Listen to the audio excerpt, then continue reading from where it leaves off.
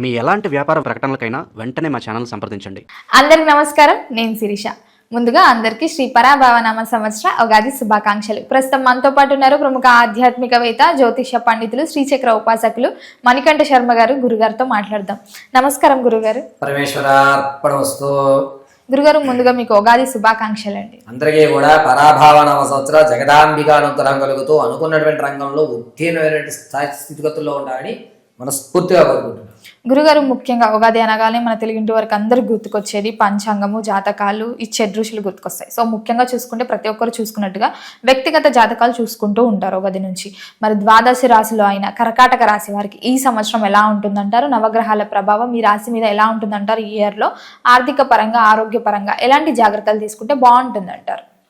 ముందుగా చెప్పుకోవాలండి అనుకుంటే కనుక పరాభావనామ సంవత్సరంలో ఎవరెవరు కర్కాటక రాశిలోకి విచ్చేస్తారు, ఏ నక్షత్రం వారు అనే విషయానికి వస్తే పునర్వసు నక్షత్రం 4వ పాదం, అదేవిధంగా పుష్యమి నక్షత్రం 4 పాదాలు, ఇక ఆశ్లేష నక్షత్రం 4 పాదాల వారు కూడా కర్కాటక రాశిలోకి విచ్చేస్తారు. కర్కాటక రాశి వారు పరాభావనామ సంవత్సరం వీరి లక్షణాలు ఎలా ఉంటాయి, వీరి ఆలోచన ధోరణి ఎలా ఉంటుంది అంటే, ఏది ఏమైనా అనుకున్నటువంటి పనులు అనుకున్న సమయంలో పూర్తి చేయాలి అని నిర్ణయం తీసుకోవడం, అనుకున్నటువంటి విధంగానే తమ పనులు పూర్తి చేయడానికి కావాల్సినటువంటి వాతావరణాన్ని వీళ్ళే క్రియేట్ చేసుకుంటారు. పైగా మంచి మంచి వాళ్ళతో స్నేహాలు చేస్తారు. ఉన్నతమైన స్థితిలో ఉన్నటువంటి వారి పక్కగా నిలబడడానికి ఆలోచిస్తుంటారు. వారి యొక్క పెద్ద పెద్ద రాజకీయ నాయకులు కానీ, ఫిలిం ఇండస్ట్రీస్ వాళ్ళు కానీ, వ్యాపారవేత్తలు కానీ అటువంటి వాళ్ళతో సత్సంబంధాలు పెట్టుకుని వారి పక్కన నిలబడేటువంటి అవకాశాన్ని ఈ సంవత్సరంలో కర్కాటక రాశి వారు ఏర్పరచుకుంటారు. పైగా ఈ కర్కాటక రాశి వారికి ఈ పరాభావన సంవత్సరంలో ఆదాయ వ్యయ రాజపూజ్య అవమానాల విషయానికి వస్తే ఆదాయం 2, వ్యయం 11, అదేవిధంగా రాజ్య పూజ్యాలు 4, అవమానాలు 7. అన్నీ ఎక్కువనే ఉన్నాయి. అన్నీ ఎక్కువగా అంటే వీరు ఖర్చు ఎక్కువగా ఉంటుంది, అదేవిధంగా అవమానాలు కూడా ఎక్కువ ఉన్నాయి. పడ్డవాడు చెడ్డవాడు కాదు అనే సామెత వీళ్ళకి వస్తుంది. మొదటి అంకంలో ఇబ్బంది పడతారు, 2వ అంకంలో నిలబడిపోతారు. వీడేంట్రా ఎప్పుడు ఖాళీగానే తిరుగుతున్నాడు అన్నటువంటి నోర్లు వీడు ఈరోజు నిలబడిపోయాడురా అని ఆశ్చర్యానికి గురి చేసేటువంటి అవకాశంలో ఉంటారు. పైగా ఈ సంవత్సరం వీళ్ళకి కలిసి వచ్చేటువంటి విషయం, ఒక స్థితిని మారుస్తారు, ఒక ఆలోచన ధోరణి మారుస్తారు. వీరు మాటలు వేదాంతపరంగా ఉంటాయి. ఎదుటివాడు ఇతనితో మాట్లాడితే వీడు జ్ఞాన అన్న క్వశ్చన్ మార్క్ ఏర్పడుతుంది. ఇతనికి ఇంతకు ముందు ఎప్పుడూ లేని విధంగా ఎంత పర్ఫెక్ట్గా ఆలోచిస్తున్నాడు ఏమిటి అనేటువంటి విధానంలో ఉంటారు కర్కాటక రాశి వారు. ఖర్చు విషయానికి వస్తే, ఆర్థిక విషయానికి వస్తే డబ్బుని ఏ విధంగా ఎక్కడ ఇన్వెస్ట్మెంట్ చేస్తే రానున్న రోజుల్లో నాకు ఉపయోగపడుతుందని తెలుసుకుంటారు. మంచి విషయం. మామూలుగా కాదు, వీళ్ళు ఇప్పుడు ఖర్చు పెట్టేది మనకి ఎలా అనిపిస్తుందంటే అనవసరంగా ఖర్చు పెడుతున్నాడు వీడు అనిపిస్తుంది, కానీ అది అతనికి రానున్న రోజుల్లో అద్భుత అవకాశాలు కలగజేసేది. ఇప్పుడు ఇతను ఎవరికైతే పెడుతున్నాడో ఉన్నటువంటి రోజుల్లో ఇతను అతను పక్కగా తీసుకొచ్చి నిలబెట్టేటువంటి విషయంలో ఉంటుంది. ఇతను ఈ 6 నెలలు కూడా పరాభావన సంవత్సరం ఉన్నట్టు 6 నెలలు కూడా కర్కాటక రాశి వాడు చేసే ప్రతి పని చిరాగ్గాను, జుబిత్సాకరంగాను, అసహ్యంగాను, అనవసరంగాను కనబడుతుంది. కానీ తర్వాత 6 నెలలు దిశ మార్చేటువంటి విషయంగా ఉంటుంది. ఆ రోజు అతను చేసింది ఈ రోజు ఖచ్చితం అనేటువంటి మాటలు అంటారు. గౌరవం పెరుగుతుంది సమాజంలో, సంఘంలో ఒక పరపతి ఏర్పరచుకుంటారు. ఆ విధంగా కర్కాటక రాశి వారు 2వ అంకంలో నిలబడేటువంటి అవకాశం ఏర్పడుతుంది. ఓవరాల్ గా చూసుకుంటే ద్వితీయార్థం బాగుంటుందంటారు. అద్భుతంగా ఉంటుంది.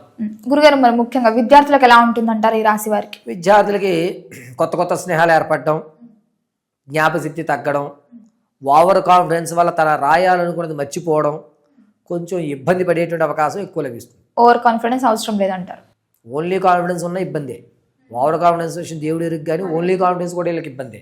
వచ్చేసిందిలే అనుకుంటారు. ఎక్కువ శాతం దాని మీద కాన్సన్ట్రేషన్ కంటే ఇతర యావిగేషన్స్, ఆడుకోవడం, లేకపోతే ఫ్రెండ్స్తో బయటికి వెళ్ళడం, చెడు స్నేహాలని ప్రోత్సహించుకోవడం, చదివితే చదివేలా, చదువుకున్న వాళ్ళందరూ ఏం చేస్తున్నారు, చదువు రాని వాళ్ళ దగ్గర పని చేస్తున్నారుగా అనేటువంటి మాట రావడం, నెగ్లజెన్సీ ఏర్పడుతుంది. ఉద్యోగ వ్యవస్థలో ఉన్న వారికి ఎట్లా ఉంటుందంటారు? అదే ఉద్యోగం మారాలి అనుకునే వారికి ఈ సమయం బాగుంటుందంటారు. గవర్నమెంట్ పరీక్షల కోసమును ప్రభుత్వ రంగాల్లో ప్రవేశిద్దామనేటువంటి కుతూహలం ఉన్నటువంటి వాళ్ళు ఎవరైతే ఉన్నారో వారికి జూన్ జూలై వరకు కలిసి వస్తుంది. మినిమం ఏదో ఒక చిన్న క్యాటర్లో అయితే మాత్రం గవర్నమెంట్ ఉద్యోగం వీళ్ళ తలుపు తడుతుంది. రెండో అంకంలో మాత్రం దాన్ని నిలబెట్టుకోవడానికి కొంచెం ఇబ్బంది పడాలి. ఎందుకంటే శత్రువులు ఎక్కువ ఉండి ఆ ఉద్యోగాన్ని పీకించేయడమో లేకపోతే వాళ్ళ ప్లేస్లో వేరే వాళ్ళని భర్తీ చేయడం అనేటువంటిది ఏర్పడుతుంది. ఉద్యోగులు కొంచెం గవర్నమెంట్ ఉద్యోగ వ్యవస్థలో కొంచెం జాగ్రత్తగా ఉండాలి. ప్రైవేట్ రంగాల్లో కనుక ఉద్యోగాన్ని సాధించుకుంటే మార్పు జరుగుతుంది, స్థితి మారుతుంది, ఆర్థికంగా కూడా నిలబడేట అవకాశం ఉంటుంది. ప్రమోషన్ల కోసం ఎవరైతే చూస్తున్నారో వారికి అంత మొదటి అంకంలో అంత కలిసి రాదు. పైగా పైన ఉన్నటువంటి అధికారి ఇతరులని ఇబ్బంది పెడుతూ ఉంటారు. అనవసరంగా నేను ఈయన కింద ఉన్నానరా బాబోయ్, నేను ఎప్పుడు మారిపోతానని రోజులు లెక్కెట్టుకోవడమే మొదటి 6 నెలలు కూడా. రెండో 6 నెలల్లో మార్పు అయితే ఖచ్చితంగా లభిస్తుంది. వివాహ యోగం ఉందంటారా మరి? ప్రథమాంకంలో వివాహ యోగం ఉంది, ద్వితీయాంకంలో కొంచెం కష్టం. ప్రథమాంకంలో ప్రారంభం చేసుకొని వివాహానికి మంచి సంబంధాలు వస్తున్నాయి. అది కూడా తూర్పు దక్షిణ దిశగా ఉన్నటువంటి సంబంధాలు వీళ్ళకి కలిసి వస్తాయి. వాస్తవంగా అందరికీ దక్షిణం పడదు, కానీ వీరికి దక్షిణ దిశగా ఉన్నటువంటి సంబంధం కూడా పర్వాలేదులే, నడిపించేయచ్చు, ఇతనితో మనం జీవితం కొనసాగించవచ్చు అని ఒక నమ్మకమైనటువంటి సంబంధాలు అయితే మాత్రం ప్రథమాంకంలోనే ఉంటాయి. రెండో అంకంలో కొంచెం ఇబ్బంది. సంతాన యోగం ఉందంటారా? మొదటి అంకంలో సంతానం బాగుంది, రెండో అంకంలో కూడా అంతంత మాత్రంగానే చెప్పచ్చు. అక్టోబర్, నవంబర్, డిసెంబర్ ఈ 3 నెలల్లో కూడా సంతానానికి అంత యోగదాయకంగా లేదు. ఈ అక్టోబర్, నవంబర్, డిసెంబర్ కంటే ముందు భాగంలో అయితే మాత్రం సంతానానికి సోర్సెస్ ఆఫ్ 88% కనబడుతుంది. మంచి అవకాశం. ముఖ్యంగా మరి ఎవరైతే విదేశాలకు వెళ్ళాలనుకుంటారో అక్కడ చదువుకోవడానికైనా సెటిల్ అవ్వడానికైనా విదేశీ యోగం ఉందంటారా? విదేశీ యోగానికి వస్తే కనుక జూలై 24వ తారీఖు నుంచి ప్రారంభం చేసుకుని అక్టోబర్ వరకు కూడా విదేశాలకు వెళ్ళడానికి, విదేశాల్లో స్థిరపడడానికి మంచి అవకాశం. ఆ తర్వాత కొంచెం ఇబ్బందులే. ఈ లోపు వెళ్ళగలిగితే కనుక అక్కడ మంచి సెటిల్మెంట్, కొత్త పరిచయాలు ఏర్పడటం, అక్కడ సిటిజన్స్ మనల్ని ప్రోత్సహించడం జరుగుతుంది. కాబట్టి ఈ టైం మంచి టైంగా చెప్పచ్చు విదేశాలకి. కుటుంబ వాతావరణం ఎలా ఉంటుందంటారు ఈ సంవత్సరంలో? కుటుంబ వాతావరణం విషయానికి వస్తే కనుక కాస్త ఇబ్బందిదాయకంగా ఉన్నా కూడా అందరూ కలిసే ఉంటారు. దగ్గర సంబంధాన్ని కోల్పోయేటువంటి అవకాశం లభిస్తుంది. అంటే కుటుంబంలో ఏ సమస్య వచ్చినా మా మేనమామ చూసుకుంటాడు, మా బావ చూసుకుంటాడు, మా అన్నయ్య చూసుకుంటాడు, ఇలా మనం ఎవరినైతే డిపెండ్ అవుతామో ఆ డిపెండ్ బాండింగ్ ఏదైతే ఉందో అది దూరం అయిపోతుంది. ఎంత చెప్పినా నువ్వు మారవు అనేసి వార్తలను విడగొట్టేటువంటి అవకాశం, థర్డ్ పర్సన్స్ రావడం, దానివల్ల లేనిపోని కలహాలు రావడం, మిస్అండర్స్టాండింగ్ అనేటువంటిది ఏర్పడుతుంది. ఓవరాల్గా చూసుకోవాలంటే కుటుంబాల్లో కొంచెం అవకతవకలే ఎక్కువగా కనిపిస్తున్నాయి. ఈ రియల్ ఎస్టేట్ అయినా పెట్టుబడుల రంగంలో ఉన్న వారికైనా ఎలా ఉంటుందండి? రియల్ ఎస్టేట్ అయితే మాత్రం మొదటి 6 నెలలు వెళ్ళొద్దని చెప్తాను. అసలు పెట్టుబడే పెట్టద్దు. రెండో అంకంలో కొంచెం పర్వాలేదు, ఊరట కలుగుతుంది. రూపాయి లాభం రాకపోయినా ఖచ్చితంగా ₹10 అయితే లాభం చూస్తారు. ఈ సంవత్సరంలో తల్లిదండ్రులు పిల్లల పట్ల ఎలాంటి జాగ్రత్తలు తీసుకోవచ్చు అంటారు? పిల్లల పట్ల తల్లిదండ్రులు ఈ కర్కాటక రాశిలో వారు ఎటువంటి జాగ్రత్తలు అంటే కనుక కొంచెం నిదానంగా ఓపికతో ఉండండి. మీ పిల్లవాడు మారతాడు అని ఓపికతో ఉండండి. వాడు నెగ్లజెన్సీ ఏర్పడుతోంది కాబట్టి వ్యక్తిగతమైన జాతకం చూపించుకోండి. నక్షత్రపరంగా కాకుండా వ్యక్తిగతమైన జాతకం చూపించుకోండి. పేరు బట్టి కూడా వద్దు. ఎందుకు అంటే వీళ్ళ ఆలోచన అంతా కూడా టేక్ ఇట్ ఈజీ పాలసీ నిర్లక్ష్యంతో ఉండడం వల్ల తప్పుదోవ పట్టేటువంటి అవకాశం ఉంది. గురు పరంపర సంబంధించి కానీ, గురు పారాయణ కానీ, లేదా దత్తాత్రేయ ఆరాధన లాంటివి తల్లిదండ్రులు పిల్లల పేర్ల మీద చేయించడం ఈ సంవత్సరంలో కలిసి వస్తుంది. ఆరోగ్యపరంగా ఎలా ఉంటుందంటారు? ఎలాంటి జాగ్రత్తలు తీసుకోవచ్చు అంటారు? మొదట అంకమైనటువంటి జూన్ నుంచి ప్రారంభం చేసుకుని అక్టోబర్ వరకు కూడా ఈ కర్కాటక రాశి వారికి వెన్నెముకల ఇబ్బందులు, అదేవిధంగా ఈ చిన్న మెదడు దగ్గర కొంచెం ఇబ్బంది కలిగేటువంటి అవకాశం. ప్రయాణాలు చేసేప్పుడు చాలా జాగ్రత్తగా ఉండాలి. ఈ భుజానికి సంబంధించి ఎరగడము, లేకపోతే ఒక మినిమం 10 నుంచి 15 రోజులు బెడ్కి అయితే ఉండడం జరుగుతుంది. సర్జరీ జరిగే అవకాశాలు ఎక్కువ లభిస్తున్నాయి. కాబట్టి కొంచెం జాగ్రత్తగా ఉండండి. గృహయోగం, వాహన యోగం, బంగారు కొనుగోలు ఇలాంటివి ఏమైనా జరగవచ్చు అంటారా ఈ సంవత్సరం? గృహయోగము, బంగారు కొనుగోలు, స్థిరాస్తు చరాస్తుల విషయానికి వస్తే కనుక మొదటి అంకంలో కొనుగోలు చేస్తారు, రెండో అంకంలో అవి అమ్మేస్తారు. కొన్నంత ఆనందం రెండోసారికి ఉండదు. ఎందుకంటే ఆర్థికమైన ఇబ్బందులు కలగడం వల్ల వాటిని తీసేస్తారు. ద్వితీయార్థంలో ఆర్థికంగా కొంచెం ఇబ్బంది ఉంటుంది. ఇవి తీసేసి అప్పులు తీసేసుకుందాం అనేటువంటి ఒక ఆలోచనలోకి వచ్చేస్తారు. కొనకుండా ఉండడం బెటర్ నన్ను అడిగితే. మరి ఈ ఇయర్లో కర్కాటక రాశి వారికి హెచ్చరిక అంటే ఏం చెప్తారు మీరు? స్థలాలకు సంబంధించి కానీ, అపార్ట్మెంట్స్ సంబంధించి కానీ, భూ సంబంధితమైన ఏ విషయానికన్నా సరే పెట్టుబడి పెట్టేటప్పుడు 1కి 2 సార్లు, 2కి 10 సార్లు ఆలోచించుకోండి.